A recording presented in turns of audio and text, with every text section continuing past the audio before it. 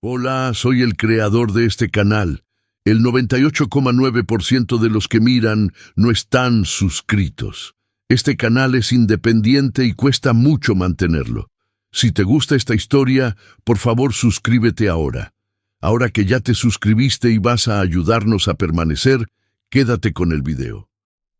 ¿Puede un abrazo romper una jaula de oro? ¿Alguna vez te has sentido invisible, atrapado en un silencio tan denso que ni tus propios gritos podrían atravesarlo? La mansión del señor Alistair Finch, en las afueras de Madrid, era un monumento a ese tipo de silencio. Un laberinto de cristal, acero y mármol blanco donde cada eco parecía pedir permiso antes de desvanecerse. El sol de la mañana se derramaba a través de ventanales que ocupaban paredes enteras, pero no traía calor. Iluminaba un orden perfecto, casi quirúrgico. Sofás de diseño que nadie usaba, alfombras impolutas que jamás conocieron la huella de unos pies descalzos, y un aire que olía a cera de suelo y a nada. Era un olor a vacío, a ausencia. En medio de esa quietud programada, se movía el ara. A sus 40 y tantos, su presencia era una suave disonancia en la sinfonía de la esterilidad. Sus manos, de piel oscura y surcadas por las líneas del trabajo duro, se movían con una delicadeza que contradecía su fuerza. Eran manos que sabían amasar el pan hasta hacerlo respirar, que conocían el lenguaje secreto de las especias, que podían calmar una fiebre con una sola caricia. Cada mañana, el ara cruzaba el umbral de la cocina y el universo cambiaba. El olor a limpio era reemplazado por el aroma terrenal del comino, el perfume cítrico del cilantro y el abrazo dulce de la canela. La cocina era su territorio, el único espacio vivo de la casa, un corazón que latía al ritmo de sus fuegos. Desde allí, el murmullo de las canciones de su tierra, melodías que hablaban de sol y de mar, se escapaba por los pasillos como un rumor de vida prohibida. Trabajaba para el señor Finch, un magnate tecnológico cuya existencia era tan pulcra y eficiente como su hogar, pero su verdadera razón para soportar aquel frío no estaba en el sueldo que necesitaba desesperadamente. Había algo más, una misión silenciosa que le hacía volver cada día a ese palacio de cristal. Dentro de esa jaula de oro vivía Leo. Con solo 10 años, el mundo del niño era un universo contenido en los límites de una silla de ruedas de última generación. Una condición neuromuscular le había robado el control de sus músculos, y había encerrado su voz tras una barrera de sonidos guturales, incomprensibles para casi todos. Su única forma de comunicación clara era la elocuencia de sus inmensos ojos oscuros, dos pozas profundas donde se reflejaban la frustración, la inteligencia y una soledad abrumadora. Estaba rodeado de lo mejor que el dinero podía comprar, los terapeutas más reconocidos del país, tutores privados que seguían un programa educativo optimizado por algoritmos, y una habitación que parecía el puente de mando de una nave espacial, llena de pantallas táctiles y asistentes de voz. Pero en medio de toda esa opulencia tecnológica, Leo estaba profundamente solo. Es una soledad que muchos conocemos. Esa sensación de estar rodeado de gente pero sentir que nadie te ve de verdad.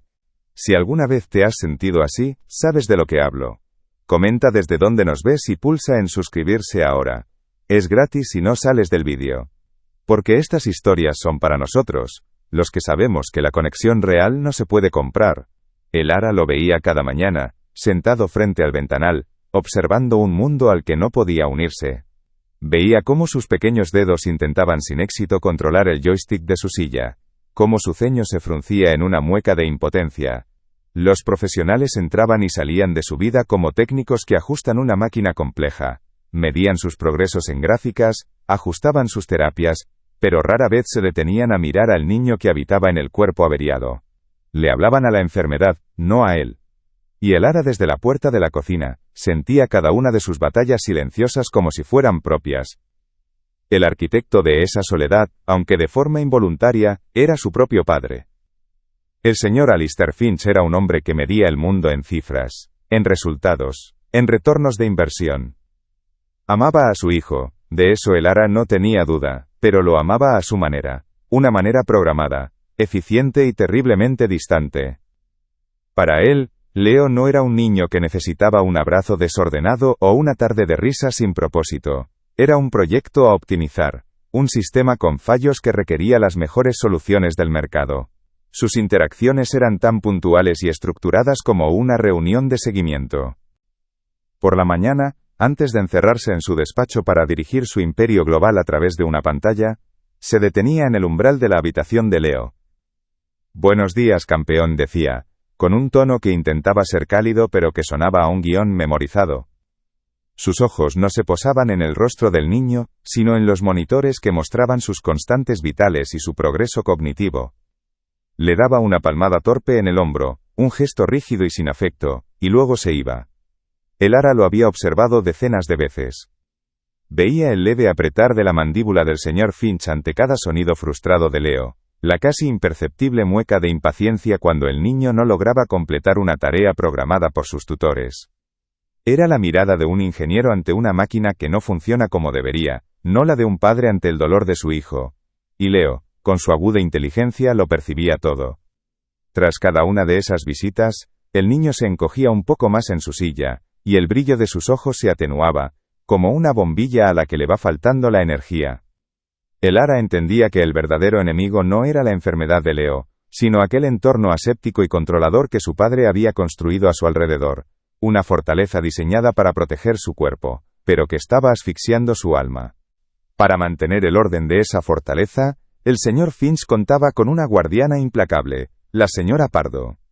Era la ama de llaves, una mujer de unos 60 años cuya espalda era tan recta como sus principios. Siempre vestida con un uniforme gris marengo perfectamente almidonado, se deslizaba por los pasillos de la mansión, con la eficiencia silenciosa de un dron de vigilancia. Sus ojos, pequeños y afilados como los de un halcón, no se perdían un solo detalle. Una mota de polvo en el zócalo, un libro ligeramente descolocado, una sonrisa demasiado prolongada de el ara hacia el niño. La señora Pardo era la personificación de las barreras profesionales, una frase que repetía como un mantra cada vez que sentía que la calidez de el ara amenazaba con derretir el hielo de la casa. «Recuerde su lugar, el ara», le dijo una vez, con la voz desprovista de cualquier emoción, cuando la encontró haciéndole a Leo una galleta con forma de dinosaurio. «Su función es preparar los alimentos. Del bienestar del niño se encargan los especialistas». Para la señora Pardo, la humanidad era una forma de desorden, una variable incontrolable que ponía en peligro la perfecta maquinaria del hogar. La tensión entre las dos mujeres era un combate sordo que se libraba en miradas y silencios. El ara sentía el peso de su vigilancia constante, el sonido de sus zapatos de suela de goma aproximándose justo cuando susurraba una historia al oído de Leo mientras le acercaba un vaso de zumo. La señora Pardo no necesitaba alzar la voz. Su mera presencia era una advertencia. Y el ara sabía que cada gesto de afecto, cada pequeña grieta que abría en el muro de la indiferencia, era una falta que se anotaba en su expediente invisible, acercándola un poco más al despido. El ara libraba esa batalla no solo por Leo, sino también por sí misma. Cada noche cuando volvía a su pequeño piso en un barrio obrero, dejaba atrás el silencio y el olor a cera, para sumergirse en el caos vibrante de su propia familia. El olor a sofrito, las risas de sus dos hijos adolescentes, la música a todo volumen que salía de sus habitaciones. Esa era la vida que ella entendía, la vida por la que luchaba en aquella mansión de hielo. Veía en Leo el reflejo de la infancia que anhelaba para sus propios hijos, una infancia llena de abrazos espontáneos, de rodillas raspadas, y de canciones cantadas a gritos. Su precaria situación económica a menudo le impedía darles todo lo que quería, pero siempre les había dado lo más importante: calor, cercanía, la certeza inquebrantable de ser amado sin condiciones. Y era precisamente eso lo que le faltaba a Leo en su opulencia. Por eso, cada vez que cruzaba la línea invisible que la señora Pardo protegía con tanto celo, no era solo un acto de compasión, sino también de rebeldía. Se negaba a que aquel entorno aséptico la contagiara, se negaba a convertirse en otra pieza más del engranaje frío y eficiente. Hornear una galleta con forma de estrella para Leo era su forma de decir: la alegría importa. Susurrarle una historia de su tierra era su forma de decirle: tus sueños importan.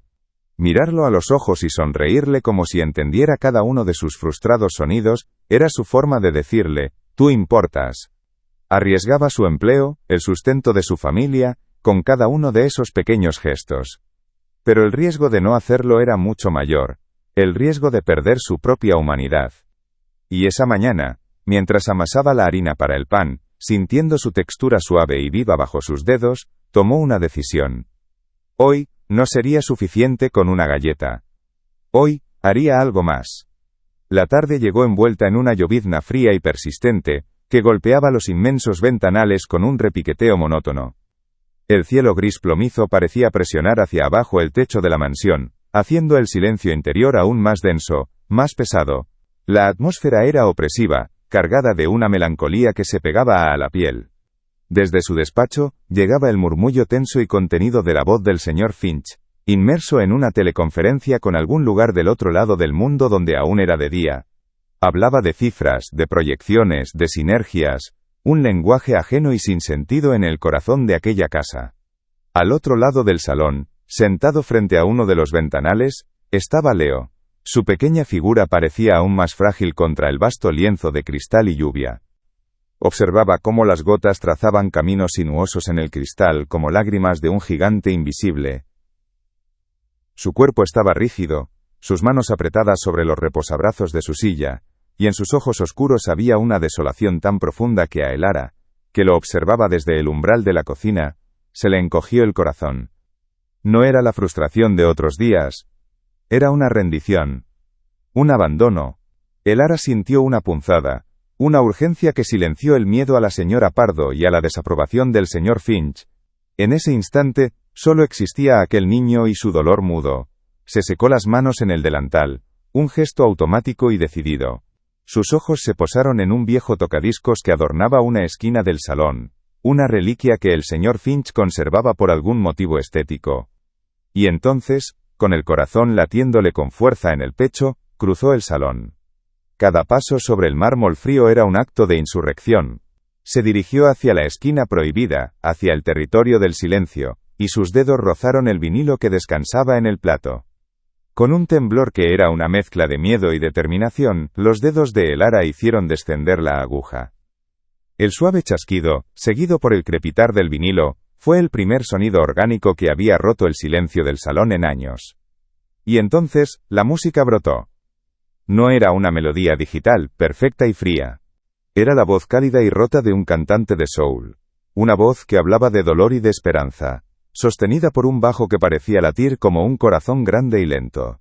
La música no solo llenó el aire, lo calentó, le dio textura, lo convirtió en algo que se podía respirar. El sonido envolvió a Leo. Sus ojos, fijos en la lluvia, parpadearon. Su cabeza se giró lentamente hacia la fuente de aquel milagro.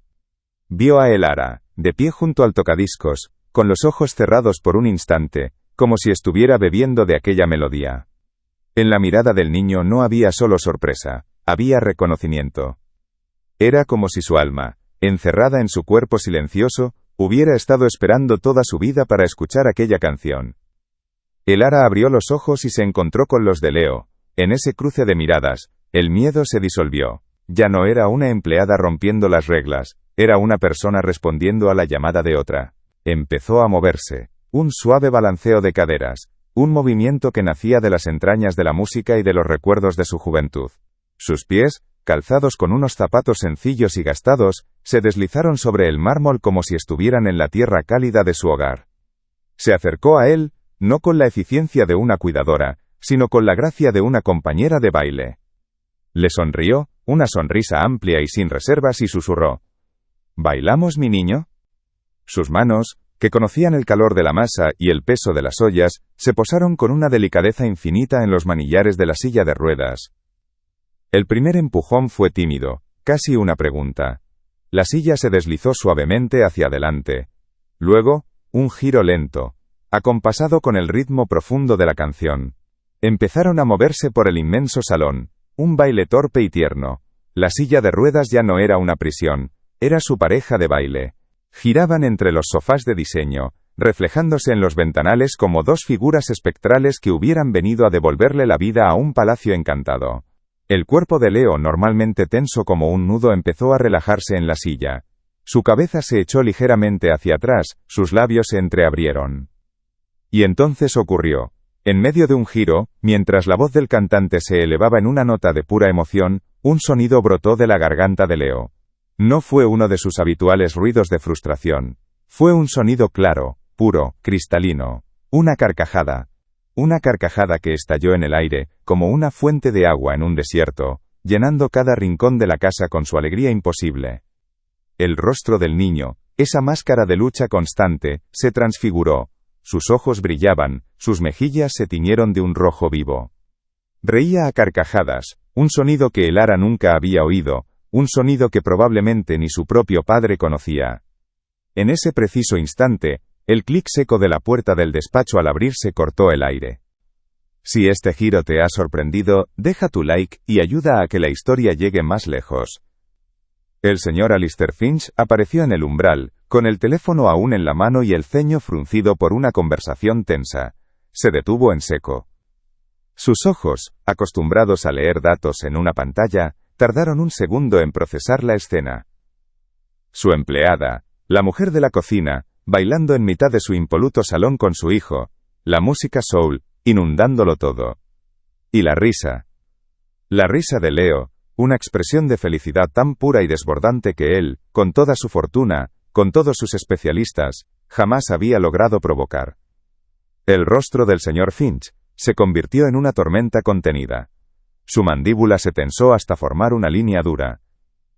Sus dedos, lentamente se cerraron en un puño a su costado, arrugando un informe de resultados que sostenía sin darse cuenta. No dejes que esta historia se detenga aquí. Compártela con alguien que necesite escuchar esto ahora mismo. El rostro del señor Finch era una máscara de furia helada. Sus ojos, que momentos antes analizaban cifras en una pantalla, ahora disparaban dagas de incredulidad y desaprobación. No gritó. Su silencio era mucho peor, un vacío que absorbía la cálida melodía soul y la risa de su hijo. Lentamente, como en una pesadilla, levantó una mano. No para aplaudir, sino para ordenar que todo se detuviera. La música se cortó. El baile se detuvo. Las manos de Elara cayeron de los manillares de la silla, como si hubieran tocado fuego. El brillo en los ojos de Leo se apagó al instante, la alegría robada de su rostro, reemplazada por la vieja y conocida sombra de la confusión y el miedo. A la cocina, dijo Finch. La voz no fue un grito, sino un siseo bajo y cortante, más afilado que cualquier navaja.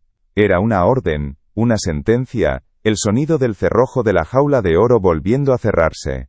No dejes que esta historia se detenga aquí. Compártela con alguien que necesite escuchar esto ahora mismo. Elara caminó hacia la cocina con la espalda recta, pero sintiendo cada uno de sus pasos como si estuviera atravesando un campo de minas.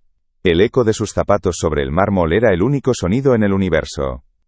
No se atrevió a mirar atrás, pero sentía la mirada del señor Finch como un peso físico, y peor aún, sentía el silencio de Leo, un vacío donde un segundo antes había existido una risa que podría haber movido montañas. Al cruzar el umbral de su cocina, el aroma a pan a medio hornear la recibió como un abrazo triste, el fantasma de un calor que estaba a punto de ser extinguido. Se apoyó en la encimera de acero frío, cerró los ojos y respiró hondo, intentando que el aire no le temblara en los pulmones. El miedo era un nudo helado en su estómago, no solo por el empleo sino por el niño. Lo había visto vivo, de verdad vivo por primera vez, y ahora lo había devuelto a su jaula. En el salón, Alistair Finch se arrodilló junto a la silla de su hijo, no con la ternura de un padre, sino con la eficiencia de un técnico que reinicia un sistema. Su mano se posó sobre el panel de control de la silla, sus dedos rozaron la pantalla que mostraba los signos vitales de Leo. Ya está, campeón. Se acabó el ruido, dijo, con una voz que pretendía ser tranquilizadora, pero que sonaba metálica, vacía. Los ojos de Leo, sin embargo, no estaban en él. Miraban hacia la puerta de la cocina, fijos en la oscuridad del umbral, como si esperaran que la música volviera a nacer de las sombras. Una lágrima solitaria y silenciosa resbaló por la mejilla del niño, una gota de agua salada en un desierto de mármol. Justo en ese momento, la señora Pardo apareció en el pasillo, su presencia tan silenciosa y ominosa como siempre. No dijo nada, pero su mirada de satisfacción al ver el orden restaurado, fue un clavo más en el ataúd de la esperanza de Elara. El señor Finch se levantó y se quedó mirando a su hijo. La lágrima en la mejilla de Leo era un dato que no encajaba en sus gráficos. Por un instante, la imagen de la risa de su hijo, una explosión de luz pura, volvió a su mente. La había visto. La había oído. No era una alucinación, era real. Durante 3 minutos gloriosos, su hijo no había sido un proyecto defectuoso, sino simplemente un niño feliz. Asterisco. ¿Qué ha sido eso? Asterisco. Pensó, una fisura abriéndose en la muralla de su certeza. Asterisco. ¿Cómo lo ha hecho ella? Asterisco. La pregunta era peligrosa, porque implicaba que su método, su sistema de especialistas y algoritmos, había fracasado donde un simple disco de soul había triunfado.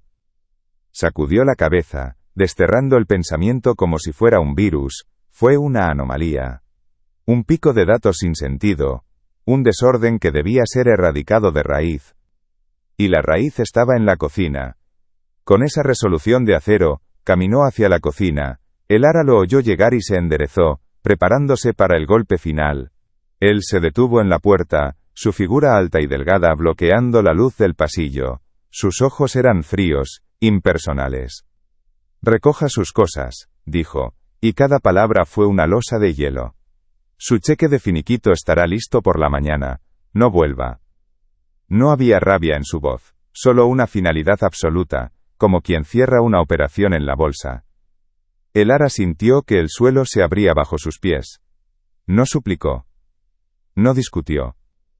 El orgullo y el dolor le anudaron la garganta. Asintió lentamente, una sola vez. Una lágrima rebelde se deslizó por su mejilla, y la secó con el dorso de la mano, un gesto rápido y furioso, como si el simple hecho de llorar fuera una derrota. Se quitó el delantal, lo dobló con un cuidado metódico, y lo dejó sobre la encimera. El movimiento era lento, un ritual de rendición. Cuando se giró para marcharse, para abandonar aquel palacio de cristal para siempre, un sonido la detuvo. Un zumbido eléctrico, seguido por el suave chirrido de las ruedas de goma sobre el mármol. Leo estaba en la puerta de la cocina. Había conducido la silla él solo, con una determinación que el ara jamás le había visto. Sus pequeños dedos estaban crispados sobre el joystick. Sus ojos, inmensos y oscuros, estaban clavados en ella, y en ellos había una súplica tan desesperada que partía el alma. Abrió la boca y de su garganta salió un sonido gutural, un grito ahogado, que era todo el lenguaje del que disponía para decir, no te vayas. Su mano izquierda se alzó, temblorosa, los dedos extendiéndose hacia ella, en un gesto de una fuerza imposible. Si estás sintiendo cada momento de este viaje, deja un corazón en los comentarios para que yo lo sepa. El señor Finch observó la escena como un científico ante una anomalía inexplicable. La mano temblorosa de su hijo, el sonido gutural, para él, no era una súplica, sino un cortocircuito, una desviación del programa. Su rostro se endureció aún más, si es que eso era posible. Leo, basta, es una rabieta, dijo, su voz un instrumento de control que siempre había funcionado. Se dirigió a el ara, ignorando al niño. Le he pedido que se marche. Cada palabra era un muro que se levantaba entre el ara y el niño. Para ella, el aire se volvió irrespirable. Estaba atrapada entre la furia fría de un hombre poderoso, y la desesperación muda de un niño al que había llegado a querer como a un hijo. Era el final. No había salida. Pero Leo no había terminado. Toda la fuerza de sus 10 años de frustración, toda la energía que su cuerpo defectuoso le negaba, se concentró en un único y titánico esfuerzo. Su rostro se congestión, o con acento agudo, una vena latió en su sien. Apretó el joystick con tanta fuerza que sus nudillos se quedaron blancos. Y de lo más profundo de su ser, empujando a través de músculos que no obedecían, y barreras que parecían insalvables, brotó un sonido nuevo. Un esfuerzo agónico, una sílaba rota, El ara y el señor Finch se quedaron helados. El niño inspiró con un jadeo, sus ojos fijos en el ara, llenos de lágrimas de esfuerzo. Lo intentó de nuevo con todo lo que tenía. Ra. El nombre, imperfecto, rasgado pero inconfundible, flotó en el silencio de la cocina. No era un sonido. Era un milagro. El señor Finch dio un paso atrás, como si hubiera recibido un golpe físico. La palabra de su hijo, su primera palabra clara en años, no había sido papá. Había sido el nombre de ella. La muralla de cifras, de lógica y de control que había construido a su alrededor, se vino abajo en un instante. Miró a su hijo, y por primera vez no vio un conjunto de síntomas que corregir, sino un niño. Un niño, que había encontrado una voz solo por el miedo a perder el único calor que había conocido. El rostro del magnate se descompuso. La máscara de acero se agrietó, y por las fisuras asomó un dolor tan antiguo y profundo que lo dobló por la mitad. Sus hombros se hundieron.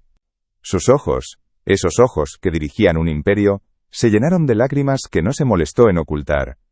Se dejó caer de rodillas frente a su hijo, no como un superior, sino como un suplicante. Sus manos, que solo sabían firmar contratos y teclear órdenes, se posaron con una torpeza temblorosa en los hombros de Leo. No dijo nada. No podía. Simplemente lo miró. Y en esa mirada estaba toda la confesión de su fracaso, todo el arrepentimiento por su ceguera. Leo, agotado, dejó caer su mano, y su padre la atrapó al vuelo, aferrándose a ella como un náufrago a una tabla de salvación. Lentamente, Alistair Finch levantó la vista hacia el ara. La frialdad había desaparecido, reemplazada por una vulnerabilidad desnuda. Su voz, cuando por fin salió, era un susurro ronco, irreconocible. «Por favor», dijo, y la palabra sonó extraña en sus labios. «Quédese». No era una orden. Era una petición de ayuda. «Enséñeme», añadió, y esa fue la rendición final. «Enséñeme cómo». La jaula de oro no se rompió con un estruendo, sino con el sonido de una palabra imperfecta y el eco de un abrazo tardío. Aquella tarde, la música no volvió a sonar, pero el silencio fue diferente. Ya no era un silencio de ausencia, sino de expectación, el silencio fértil donde algo nuevo, por fin podía empezar a crecer. Porque a veces, el amor no es un algoritmo que se programa, sino una canción que se aprende a bailar, aunque sea con pasos torpes. El botón rojo de suscripción está aquí abajo, al lado de mi nombre. Haz clic en él, y ven a la próxima historia. Los meses que siguieron no borraron el mármol blanco ni los ventanales de cristal, pero los llenaron de algo que el dinero no podía comprar: vida. El olor a cera fue reemplazado por el aroma constante del pan de Elara, y el silencio fue conquistado por la música soul, por las risas cada vez más frecuentes de Leo, y por la voz torpe pero presente de su padre leyéndole cuentos por la noche. Alistair Finch, el hombre que medía el universo en datos, aprendió un nuevo tipo de lenguaje, uno que no tenía que ver con algoritmos, sino con la paciencia de esperar una palabra luchada, con la calidez de una mano pequeña en la suya, con la torpeza de intentar seguir el ritmo de una vieja canción junto a la silla de su hijo. La señora Pardo y sus barreras profesionales se desvanecieron como un mal recuerdo. La mansión ya no era una jaula, sino un hogar. Un lugar donde un hombre aprendió que el mayor retorno de inversión no se mide en cifras sino en la fuerza de un abrazo. Y donde un niño descubrió que la voz más poderosa no es la que grita más fuerte, sino la que es, por fin, escuchada con el corazón. Has visto hasta aquí, y eso significa que valoras estas historias. Te pido de corazón, suscríbete ahora mismo. Somos un canal independiente y tu clic hace toda la diferencia.